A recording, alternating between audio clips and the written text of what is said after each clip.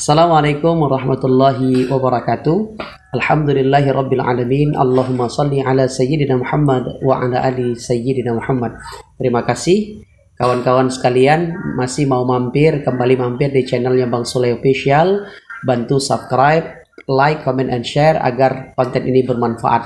Hari ini spesial nih, karena malam hari ini kami sedang berada di Manual Coffee di Aceh Tamiang. Kebetulan bertemu dengan salah satu qori terbaik di Aceh Tamiang bernama Ustadz Kurnian Syah SHI. Kebetulan ada pertanyaan dari jamaah yang ini kebetulan ketemu dengan ahli yang menjawabnya. Pertanyaannya, kesalahan-kesalahan yang sering terjadi dalam membaca surah Al-Fatihah, terutama para imam-imam sholat yang tidak begitu menguasai ilmu tajwid.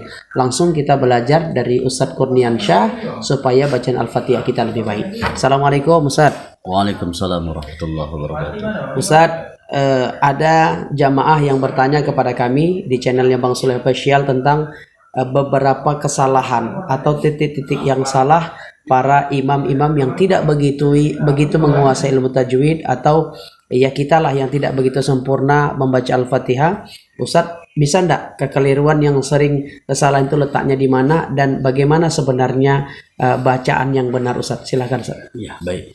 Assalamualaikum warahmatullahi wabarakatuh. Waalaikumsalam. Alhamdulillah, terima kasih kami ucapkan kepada Ustadz Sulaiman sebagai moderator di sini.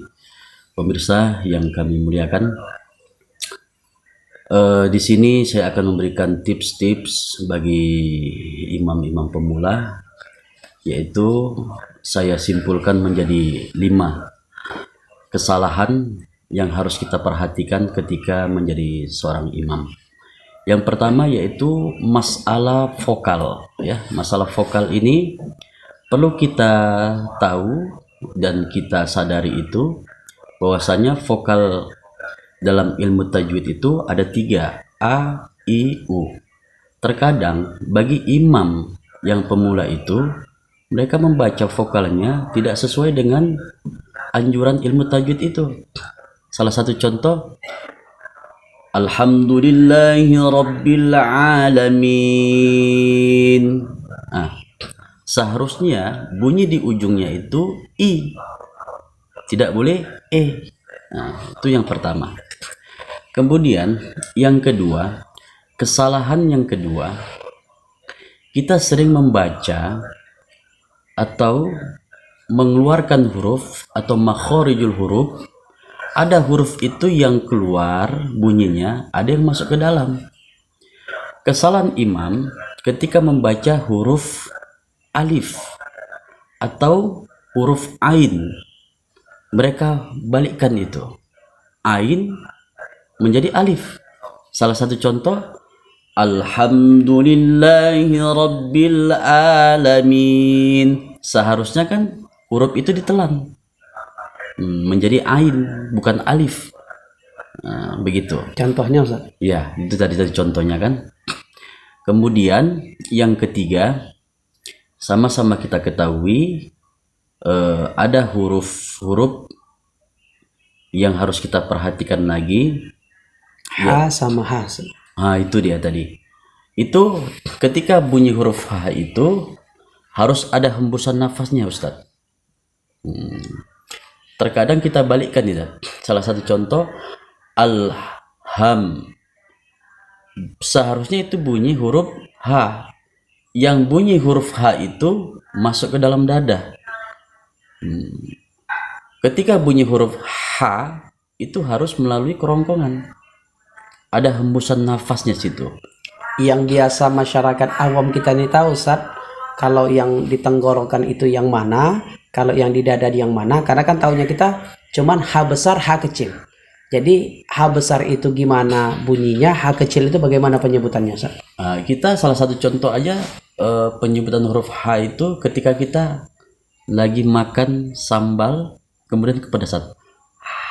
Perhatikan, dia ada hembusan nafasnya. Itu untuk H besar apa H kecil? H kecil. Nah, H, ya gitu kan. Tapi ketika huruf H besar, dia tidak ada hembusan napas. H, langsung pada di dada, Ustaz. Di dada, betul. Berarti pada poin Alhamdu itu H kecil. Betul. Berarti di tenggorokan. Iya. Baik, yang itu yang ketiga Ustaz. Sekarang yang keempat sering keliru Ustaz di mana? Yang keliru itu kita perhatikan itu di huruf ini ya. Di huruf oghin. Di huruf oghin itu bunyi huruf oghin itu di tenggorokan juga dia juga padat. Terkadang bagi pemula imam itu bunyi huruf oghin itu seperti membunyikan huruf kho, berdahak. Tidak boleh berdahak. Harusnya padat Ustaz. Harusnya padat. Misalnya satu contoh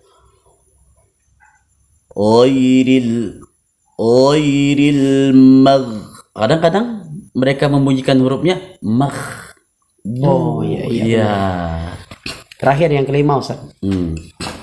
Yang kelima ini kita harus juga perhatikan Mustaqim. Qaf dan kaf. Harus kita kembalikan makharijul hurufnya.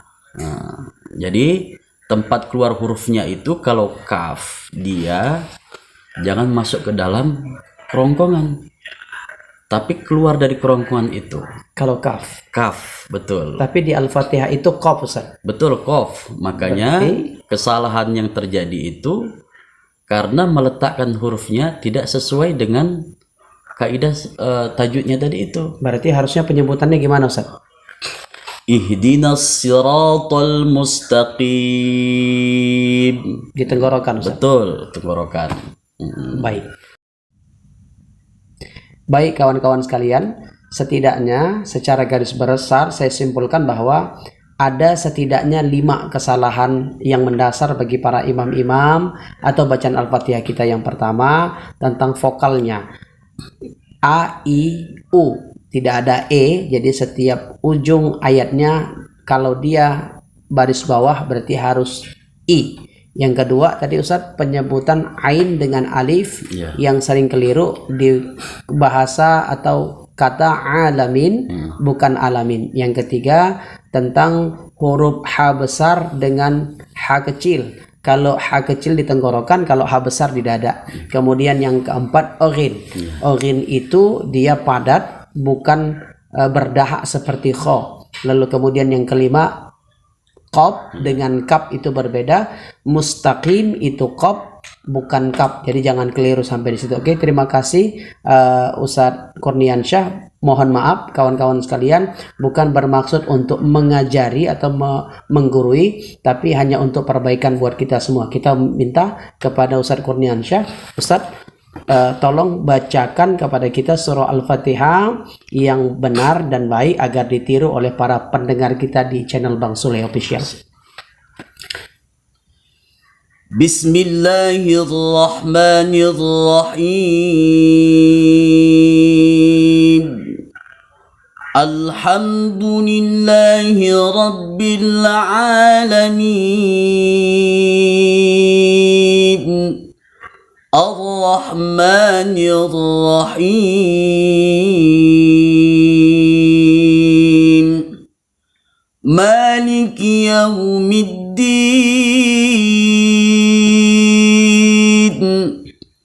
Iyyaka na'budu wa iyyaka nasta'in.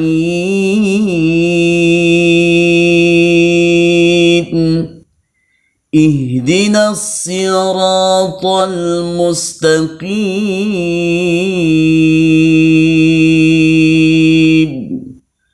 Siratal ladzina an'amta 'alaihim ghairil maghdubi 'alaihim waladdallin.